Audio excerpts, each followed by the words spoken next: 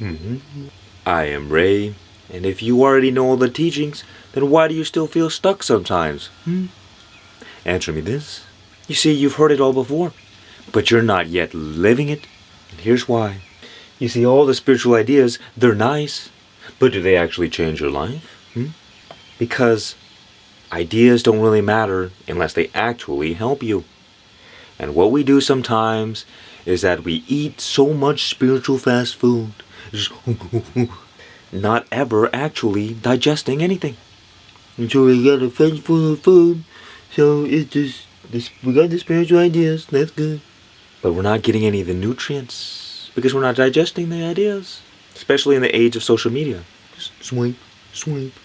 Oh, another meme. Oh. And so you know you're stuck in this when you have all the spiritual ideas, but your life isn't getting any better. And this is the trick. This is the one thing that matters. It said, when the storms of life come, will you be prepared? If I were to come to you with the swords, would you be ready for my ferocity? Could you survive my power? Maybe, maybe not. Because a lot of people, they have shallow roots. Meaning they're not that deep, bro. But you want to be deeply rooted in the teachings. And so what happens is when the storms of life come, they blow down the weak tree, but this tree remains unfazed. The question we're all asking is, how do we act when we're in the fire? When everything's cooking, everybody's in the kitchen, it's loud, and people are yelling at you. How do you remain calm? How can you remember the teachings? Well, here's the thing. The more you're attached to ego, the harder it is to actually integrate the wisdom. What does this mean? It means you have a strong attachment to identity. And what this manifests as is getting triggered, getting emotionally involved or frustrated with whatever it is you're experiencing. And the problem here is that, well, it's an unconscious response. Your body takes over and you lose all your power, temporarily at least. So you feel helpless. You're sent into the present moment, but in a fight or flight state. And all your resources that would go to your rational mind now get channeled towards your emotions. And it prevents you from thinking. So what we have to do is we have to reprogram our ego when we're not triggered. When it's already nice and peaceful. Not necessarily get rid of the ego, because that's just another ego identity. The ego doesn't want to get rid of itself, and so it comes in through the back door, pretending to get rid of itself, which is the same thing that's reinforcing itself. Confusing, I know. Let's look at it practically. Hopefully you can see this, like my new advertisement. So this is what happens, is that our identity influences our thoughts. It influences what we focus on. And our thoughts and what we focus on influence our emotions. Our emotions influence us to act, and then our actions create consequences in the world that we have to deal with later. So it all begins with identity. But the thing is, we have an unconscious identity in which our body just hijacks our attention every once in a while. And we lose all control. That is why, for instance, addictions possess you. It's because there's an unconscious identity taking over, and the conscious mind is just along for the ride. So what we have to do, because we can't control anything but our conscious thoughts and our actions, we have to change this to change this. Unconscious is the animal body. It's automatic behavior. This is what gets triggered. This is what creates the trigger. So you react negatively to an experience, and that negative reaction causes your body to go wild. Imagine a cowboy and a horse. The horse is the animal body doing everything, taking all the burden, but the cowboy is the one directing it. And you see, this is how we become deeply rooted. Conscious mind, Manuel mode, automatic. Think about in terms of learning a new skill. If you're playing the piano and you suck, well, you're kind of going to go like this, and you're thinking about every note, and it's not going well.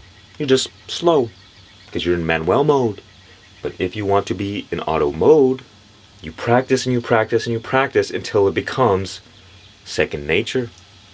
You ingrain that information into your body, and the body acts spontaneously. That's literally the difference between a noob and a professional. The more professional you are, the more time you've spent integrating that knowledge within you. And so, well, first thing, forgive yourself for being Manuel. We all know how hard that must be. In other words, it's okay to be a noob sometimes. It's going to happen. On the spiritual journey, you're just going to flail about sometimes. You're not supposed to have it all together. Not even I have it all together all the time. Sometimes Manuel comes out and just ruins my life. Darn it, Manuel. So on the spiritual path, it's like the same thing as building a skill. You just got to repeat it and repeat it and repeat it. How do you train the horse? It's through habit, through repetition. That's all. That's all. It's not that difficult. But, if you imagine the cowboy riding into the western town, well, music playing in the background. But instead, this cowboy is bouncing all over the place. And you ask the cowboy, well, where you going, man? You seem pretty distressed. And the cowboy says, well, I don't know where I'm going. The horse is taking me. I've just got on one day and never stopped. And that is how most people live their life. They're just reacting to things, a slave to their instincts and survival.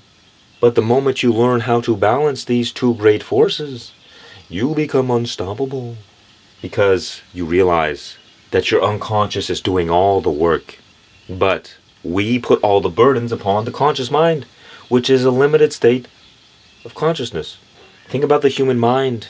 Humans have been around for like a few 100,000 years, and our earliest ancestors a few million. But the unconscious mind is the accumulation of every single past ancestor, every animal, even bananas. 50% of our DNA with bananas. You are now a banana.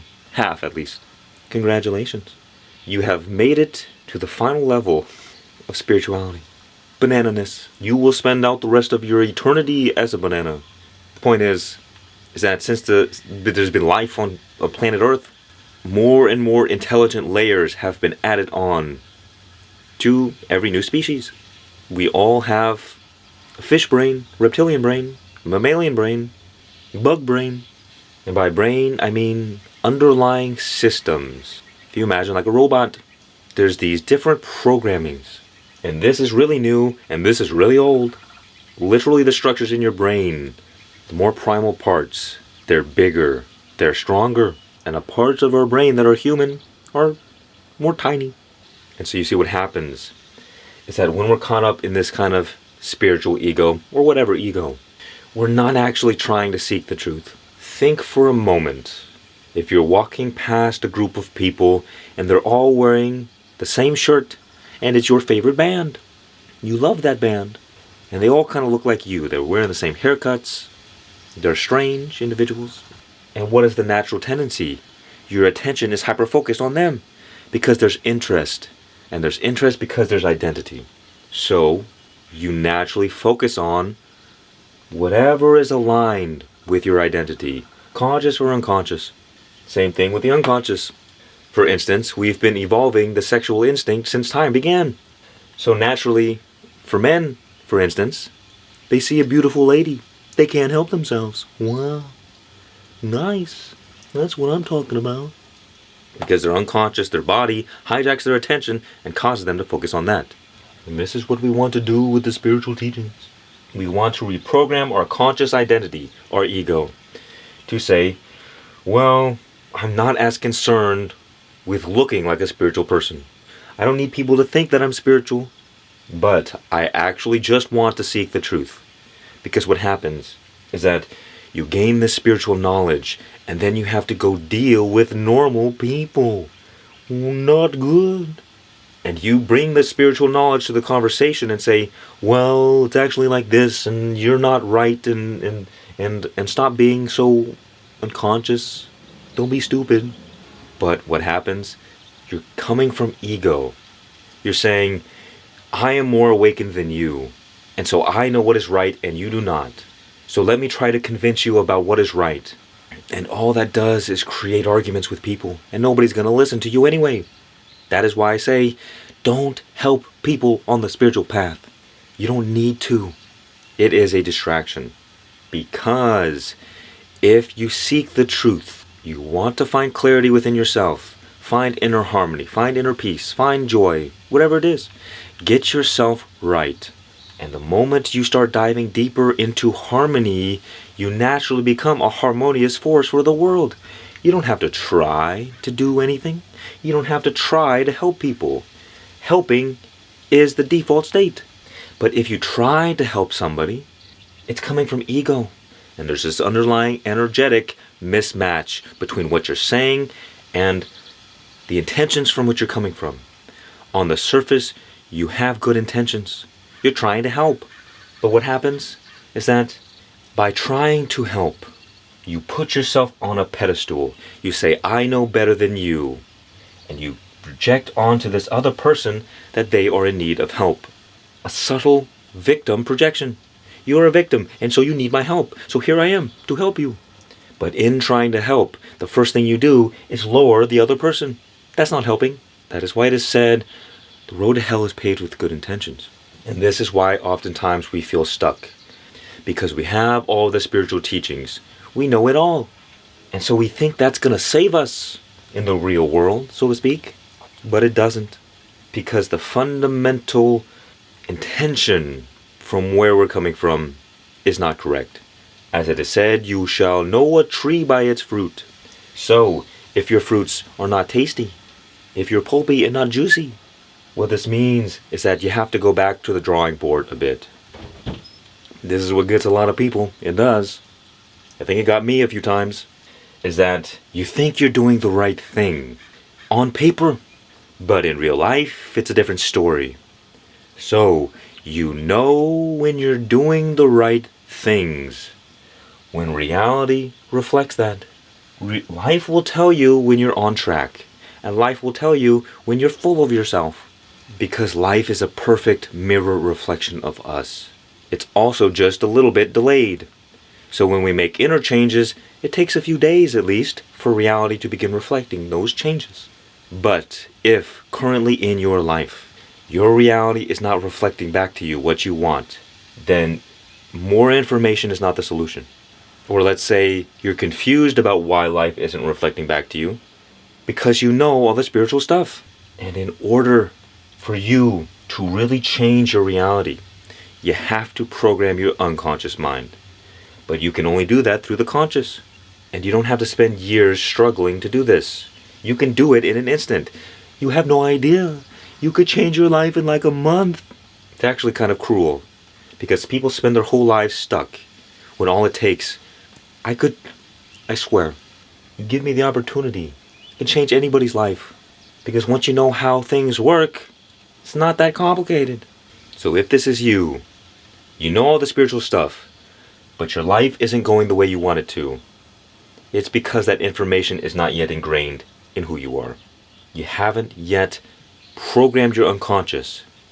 And so what happens is that identity, that information, is just floating around in your head. It's not grounded. So therefore it will not help you. It's like the tree with shallow roots. Literally. The roots need to be grounded into your body, down below. And so, don't fall for the spiritual trap. That is, getting ahead of yourself, putting the cart before the horse. We get really excited from this spiritual knowledge, and we try to go so quickly and tell the world, I'm so good! Look at me! I am the best. Look, you may be the best. I'm not denying that. Just slow down a bit. Allow your presence to be your message, not your words. Because people don't listen to your words anyway. People listen to your body language. Your presence. Even your silence communicates louder than your words. And especially your actions. And you'll see this. It's just that the little ego came in through the back door and possessed you again. And you try to prove how spiritual you are, or how great you are, or how much you know, how much wisdom. And don't worry about it, it's all part of it. I was there too. Until you realize that, oh, this doesn't actually work. Trying to help people doesn't actually work. So you don't have to do, and you don't got to worry about the results. Just worry about your state of being. Being in an optimal state.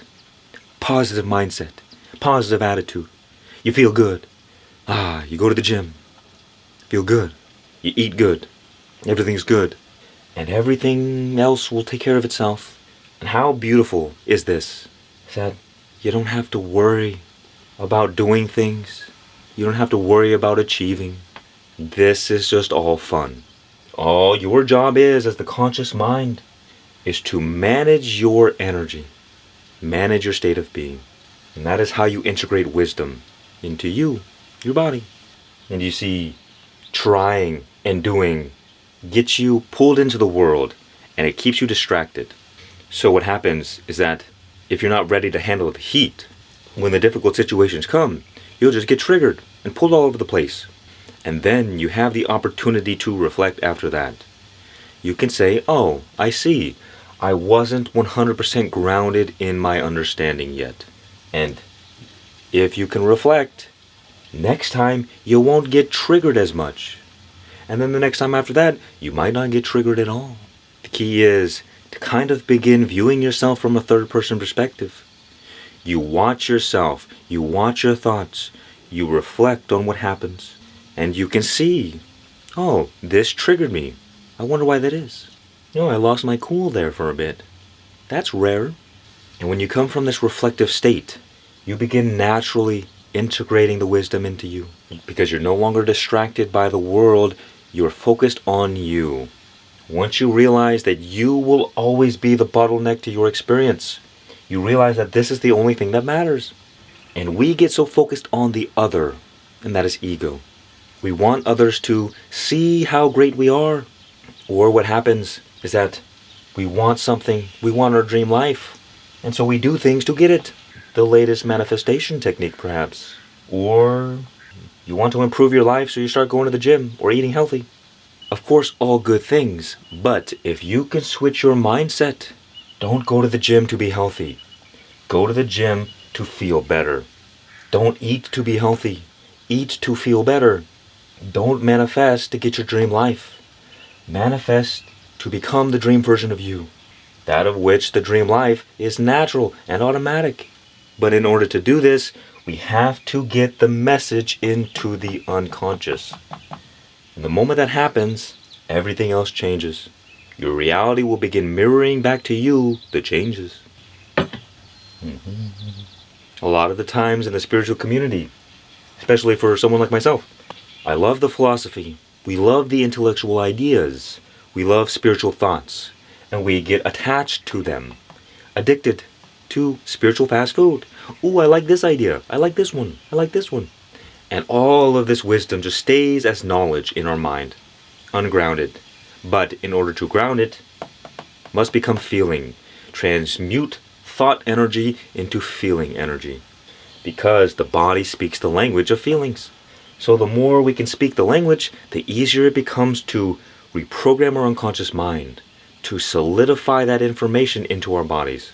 You see, the crazy thing is, think about somebody who gets struck by lightning. And then instantly, they're like masters at the piano. I think this happened once. Okay, so he didn't actually become a master. He just became obsessed. And then he became a master. The point is, all it takes is one trigger to change something in the unconscious. And then everything else changes instantly. This is not a process of time. Because as you go deeper within yourself, the boundaries of space and time dissolve. So don't believe that it takes time to change your life. It can all happen in a single instant. And what the body needs, it needs evidence. It needs confirmation. For instance, whatever new identity you want, this new identity must continuously be affirmed through acknowledging the evidence in your experience. And that is how you reprogram your unconscious mind. You consciously respond to everything that reaffirms your new identity. And that gives you a little bit of good feelings. Oh, I am changing. I am this new character. Wow. So the trick is, the next time you respond without getting triggered, you respond to a difficult situation with calmness, or you just react a little bit less, take the moment to acknowledge yourself and congratulate yourself. Give yourself a little pat on the back. Good job, man or woman. You're doing so well. Look at all the progress you're making. Wow. Wow. And what this does, you kind of work yourself up into a positive emotional state. And then your unconscious begins paying attention. Oh yes, okay. We're on the right path. Let's keep going this way. Because the horse doesn't know anything other than what you feed it. So you can feed it anything. Carrots, hay, apples, whatever you want.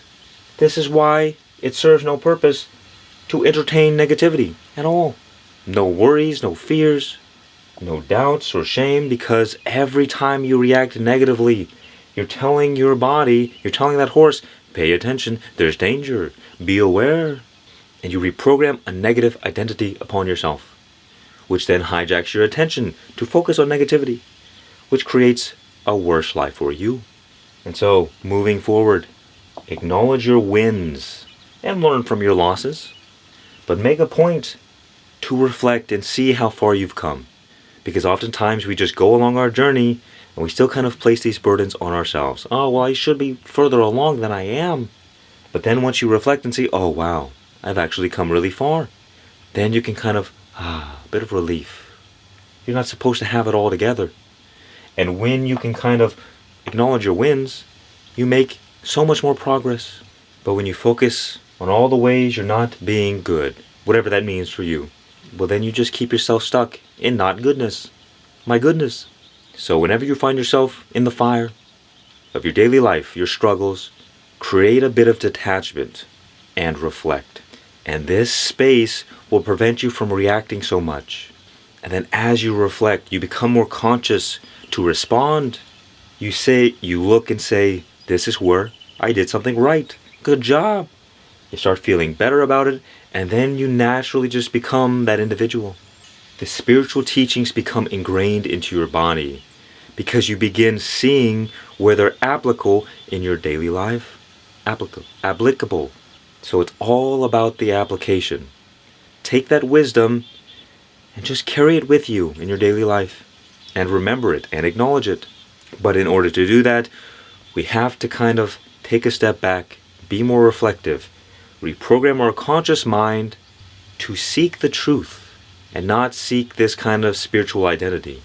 And from this more reflective state, we find a bit of clarity. And with this clarity, we can now adjust.